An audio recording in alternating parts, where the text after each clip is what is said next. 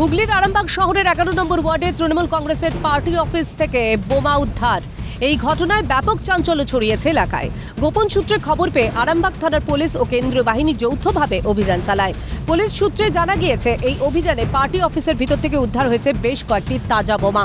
স্থানীয় সূত্রে খবর, ওই পার্টি অফিসটি পরিচালনা করতেন 11 নম্বর ওয়ার্ডের তৃণমূল কাউন্সিলর সঞ্জয় ঘরুই।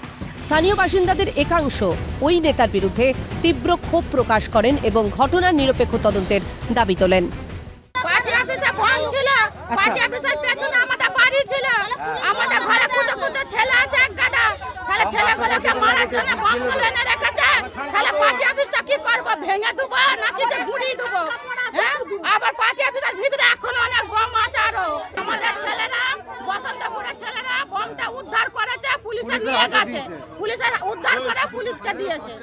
11 নম্বর ওয়ার্ডের party office, Trinamool party office থেকে ওরা ভোট পরবর্তী হিংসা করার জন্য ওরা ভেবেছিল 4 তারিখে আমরা জিতবো তৃণমূল দিয়ে, সমস্ত বিজেপি কার্যকর্তা এবং সাধারণ মানুষদের উপরে ওরা যেভাবে 21 সালে ওরা সন্ত্রাস করেছিল সেইভাবে ওরা সন্ত্রাস করতো। সেই জন্য ওরা পার্টি অফিসের ভিতরে সব স্টকে পেটো, তলোয়ার, এসব নানা রকম জিনিস, সব কাপড়ও বেরিয়েছে, সব পুলিশ প্রশাসন নিয়ে গেছে। প্রশাসন নিজে এসে তালা খুলেছে, নিজে এসে সব কিছু বার করেছে। আমরা চাইছি এই পার্টি অফিস যেন সারা জীবনের জন্য সিল হয়ে যায় এবং 11 নম্বর ওয়ার্ডের কাউন্সিলর এবং তার সংলগ্ন যারা আছে এইসব কাজের জন্য যারা জড়িত আছে তাদেরকে সব যেন প্রশাসনের মারফতে সব অ্যারেস্ট করা হয় এবং প্রশাসন তার ব্যবস্থা নেয়। যদিও সমস্ত অভিযোগ অস্বীকার করেছেন তৃণমূল কাউন্সিলর সঞ্জয় ঘরুই। তার দাবি, বিধানসভা নির্বাচনের ফল প্রকাশের পর থেকেই পার্টি অফিসে ভাঙচুর চালানো হয় এবং দীর্ঘদিন ধরেই সেটি খোলা অবস্থায় পড়েছিল।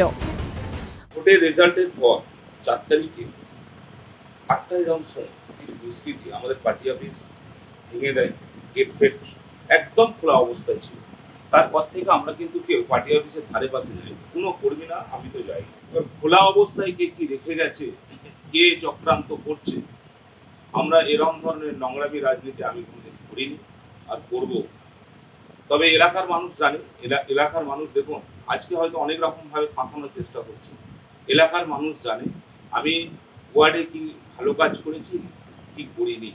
যদি এর জন্যে আমার শাস্তি হয়, হ্যাঁ শাস্তি হবে, সেটা মাথা পেতে হবে। তবে এলাকাবাসীর ওপর আমার ভরসা আস্থা রয়েছে। তারা সকলেই জানে যে পার্টি অফিসের কাজ দিয়ে তৃণমূলের কোনো কর্মী 4 তারিখের পর থেকে যায়।